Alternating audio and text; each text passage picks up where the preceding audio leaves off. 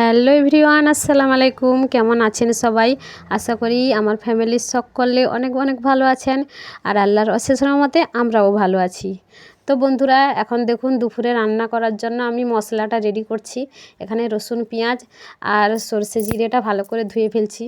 ধুয়ে এখানে দেখুন গ্রাইন্ডারে এটা একটা ভালো করে পেস্ট করে ফেলবো। তো সরষে জিরাটা ভালো করে না ধুলে ওতে কিন্তু অনেক ময়লা থাকে, বাজার থেকে নিয়ে আসলে অনেক ময়লা ধুলোবালি থাকে, সেই জন্য ভালো করে ধুয়ে পেস্ট করে নিলাম। আর এখানে দেখুন, এখানে বাঁধাকপি আর আলু আর এখানে সব রকমের শাক আর আলু বেগুন ভালো করে কেটে ফেলেছি, আর চালটাও ধুয়ে নিয়ে চলে এসেছি। তো এখন আমি উনুনটা ধরিয়ে ফেলবো। তো আজকে শুটকি মাছ দিয়ে শাক দিয়ে একটা চচ্চড়ি হবে, আর বাঁধাকপির একটা তরকারি হবে। তো শুটকি মাছটা আমি ভালো করে গরম জলে ভালো করে ধুয়ে তেলে ভাজবো। তো মাছ হোক, শুটকি মাছ হলেও ভালো করে না ধুলে কিন্তু তার মধ্যে অনেক জীবাণু থাকে। যদিও দোকানে মাছগুলো থাকে, সেখানে অনেক মাছি টাছি বসে শুটকি মাছের মধ্যে, সেজন্য ভালো করে গরম জল দিয়ে ধুয়ে তেলে ভেজে ফেললাম। এখন সব রকম মশলা দিয়ে আমি ভালো করে মাছটা কষিয়ে সবজিগুলো তুলে দেবো। তো আজকের ভিডিওটা এখন আমি শুরু করছি 11টার সময় রান্না বসেছি। তো সকাল থেকে কোনো ভিডিও আমি করতে পারিনি। তো সকালে অনেক শীত ছিল, একটু দেরি করে ঘুম থেকে উঠেছি, সেই জন্য সকালে আমি ভিডিও করতে পারিনি। আর এখন দুপুর হয়ে গেছে, তো রান্না বসিয়ে দিয়েছি। তো বন্ধুরা, ভিডিওটা ভালো লাগলে অবশ্যই লাইক, কমেন্ট, শেয়ার করবেন। আর যদি চ্যানেলে নতুন হয়ে থাকেন তাহলে অবশ্যই চ্যানেলটা সাবস্ক্রাইব করবেন, কেমন? তো বন্ধুরা, আমি মশলাটা কষিয়ে দেখুন আমি শাকগুলো ভালো করে তুলে দিলাম। শাকের মধ্যে এখানে আছে পালং শাক রয়েছে আর মারিচ শাক রয়েছে। তো শীতকালে শুটকি মাছ দিয়ে যে কোনো পালং শাক রান্না করলে কিন্তু অনেক খেতে মজা হয়, সেই জন্য শুটকি মাছ দিয়ে পালং শাক রান্না করছি। সবজি দিয়েছি, আলু বেগুন দিয়েছি এর মধ্যে। আর তো বন্ধুরা, ভিডিওটা সম্পূর্ণ দেখতে থাকুন।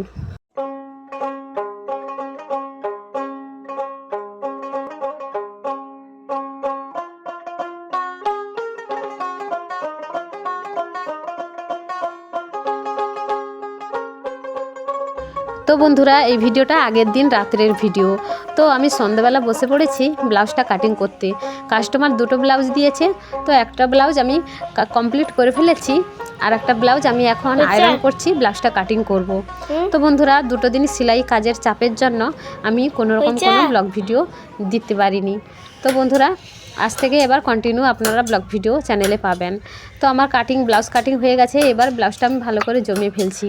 দেখুন, ব্লাউজ সেলাই করতে চলে এসেছি, আর এখন কিন্তু অনেক সন্ধে হয়ে গেছে। তো বন্ধুরা, ব্লাউজটা সেলাই করছি, আবার ব্লাউজটা কিছুটা সেলাই হয়ে গেলে আবার রাত্রে রান্নাবান্না আছে। তো আমি সেলাই কাজটা কিছুটা আগিয়ে রাখছি।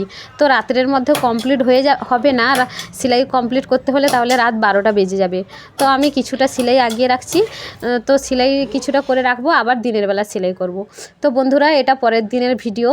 তো আমার ব্লাউজটা কমপ্লিট হয়ে গেছে সেলাই করা। আর এখন দেখুন বাড়ির অবস্থাটা পুরো বেহাল অবস্থা, বাড়ির অবস্থা পুরো নোংরা হয়ে আছে। তো আমি দুপুরে ঘুমাইনি, তো ব্লাউজটা সেলাই করেছি। আজকে আমাকে ব্লাউজটা দিতে হবে কাস্টমারকে। তো বন্ধুরা দেখুন, অফ ক্যামেরাতে বাড়িটা পুরো ক্লিন করে ফেলেছি। বাড়ির অবস্থা পুরো একদম নোংরা হয়েছিল। মেয়ের রুমটা ভালো করে পরিষ্কার করে বিছানাটা গুছিয়ে ফেলেছি।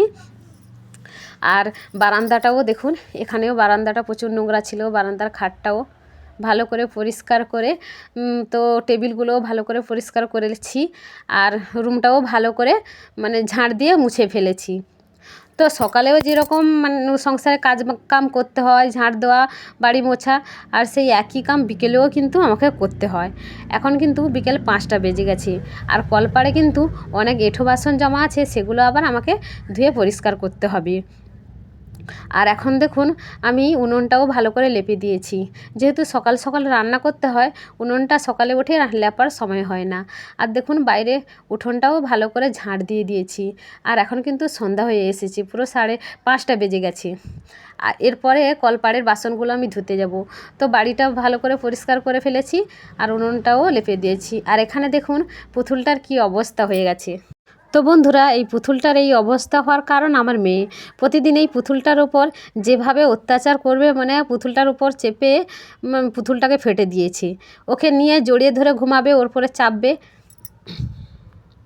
তো এখন সন্ধ্যাবেলা আমার ভাই কাজ থেকে এসে গেছে, তো আমি ভাইকে বললাম যে ভাই পুতুলের ভেতর থেকে স্পঞ্জগুলো বের কর, পুতুলটাকে কিন্তু ভালো করে সেলাই করতে হবে, না হলে পুতুলের অবস্থা পুরো মানে ফেটে সব ভেতর থেকে পুরো স্পঞ্জ বেরিয়ে যাচ্ছে। তো আমার ভাই ভালো করে স্পঞ্জগুলো বের করছে, দেখুন কত পরিমাণে স্পঞ্জ বেরিয়েছে। তো পুতুলটা যখন অনলাইনে কিনেছিলাম তখন কিন্তু এর ভেতরে এত স্পঞ্জ ছিল না। তো আপনাদের দাদাভাই এক্সট্রা কিছু স্পঞ্জ নিয়ে, যাতে পুতুলটা একটুকু মানে গোলগাল হয়ে থাকে, মানে ফুলে ফুলে থাকে, চাপটা না হয়ে যায়, সেই জন্য আরও খানিকটা স্পঞ্জ নিয়ে এসে পুতুলটাকে মানে মোটাসোটা করে দিয়েছে। তো পুতুলটা আগে ছিল অনেক মানে রোগা পাতলা, আর এক্সট্রা স্পঞ্জ দিয়ে তাকে পুরো মোটা বানিয়ে দিয়েছিল, আর অতিরিক্ত মোটা হওয়ার কারণে সে কিন্তু ফেটে গেছে।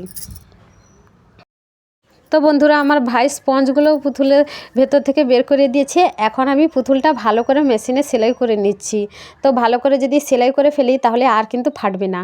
তো পুতুলটা কেনার পর একবারও কিন্তু মেশিনে সেলাই হয়নি, এই প্রথমবার মেশিনে সেলাই করছি। তো আমার সেলাই কমপ্লিট হয়ে গেছে। আর এখানে দেখুন আমার মেয়ে ছবি আঁকছে কত সুন্দর, আর আমি স্পঞ্জগুলো ভালো করে পুতুলের ভেতর ঢুকিয়ে ফেলছি। তো বন্ধুরা, দুটো দিন তো সেলাই কাজের চাপের জন্য আমি 2-3 দিন হলো প্রায় কোনো রকম কোনো ব্লগ ভিডিও চ্যানেলে আপলোড করতে পারিনি। এখানে দেখুন পুতুলটা কত সুন্দর হয়ে গেছে। আমার ব্লাউজটা কমপ্লিট হয়ে গেছে। তো কাল রাত থেকে কাটিং করে রেখে দিয়েছিলাম, তো আজকে ফাইনালি কমপ্লিট করে ফেললাম সেলাই। তো দেখুন এটা ফ্রন্ট সাইড, আর এখানে দেখুন এই লটকানটা কেমন হয়েছে, তো অবশ্যই কমেন্ট করে জানাবেন। তো আজকে কাস্টমারের দিতে বলেছিল, তো আজকে কমপ্লিট হয়ে গেছে, আমি দিয়ে আসবো। দেখুন। হ্যালো বন্ধুরা, সেই বিকেল থেকে যা কাজ করতে লেগেছিলাম, তো এখন পুরো সন্ধ্যা হয়ে গেছে, এখন 5:30 বেজে গেছে, 6টা বাজতে যায়। তো এখন কাজ পুরো কমপ্লিট হলো, এখন এসে বসলাম। তো যেহেতু সেলাই কাজ করি, সংসারের কাজগুলো করতে অনেকটা লেট হয়ে যায়।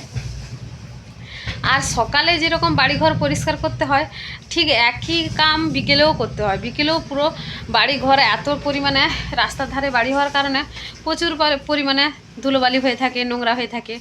তো সে বাড়িঘর পুরো ক্লিন করে, তো মোছামুছি করে, কলপাড়ে অনেক বাসন ছিল, দুপুরে খেয়ে দিয়ে সবাই কাজে গেছিলো, ভাইয়েরা, আপনাদের দাদা ভাই, তো সব এঁঠো বাসন পড়েছিল। তো আমি তো বিকেলে কি করেছি না, সেলাই করতে বসে পড়েছিলাম, সেই জন্য কাজকাম করতে পারিনি। তো সেলাইটা কমপ্লিট করার পর আমি বাড়ির সমস্ত কাজকামগুলো করে এখন এসে বসলাম একটু ফ্রেশ হয়ে, এখন ভালো লাগছে।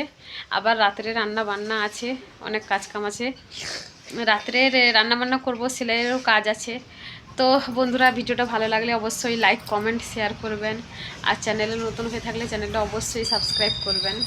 তো বন্ধুরা, আমি একটু দোকানে যাব, মেডিসিন দোকানে, ওখানে ওয়েট মাপতে। তো আমি মাঝে মাঝে ওয়েটটা মেপে থাকি, যেহেতু ডায়েট করি, অনেক দিন হলো ওয়েটটা মাপা হয়নি। তো আজকে আমি ওয়েটটা মাপবো, তো আপনারা দেখবেন কত ওজন রয়েছে, তো আপনাদের দেখাবো, চলুন। তো বন্ধুরা, এই দেখুন সন্ধে হয়ে গেছে, আর আমি বেরিয়ে পড়েছি ওজন মাপতে যাওয়ার জন্য। দেখুন, তো অনেক দিন ধরে যেহেতু শীতকাল পড়েছে হাঁটতে যাওয়া হয়নি, অনেক দিন ধরেই তো হাঁটতে যাইনি, তো আজকে একটু হাঁটাও হবে, তো হাঁটা হবে, ওজনটাও মাপা হবে, সেই জন্য রাত্রে বেরিয়ে পড়েছি। সারাদিন তো কাজের চাপে বাইরে কোথাও বেরোতে পারিনি।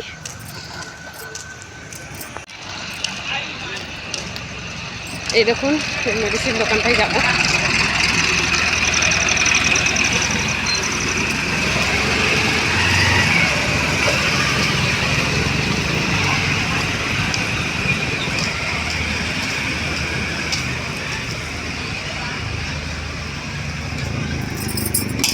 সেটা বঢ়িয়া লাগুଥିଲା।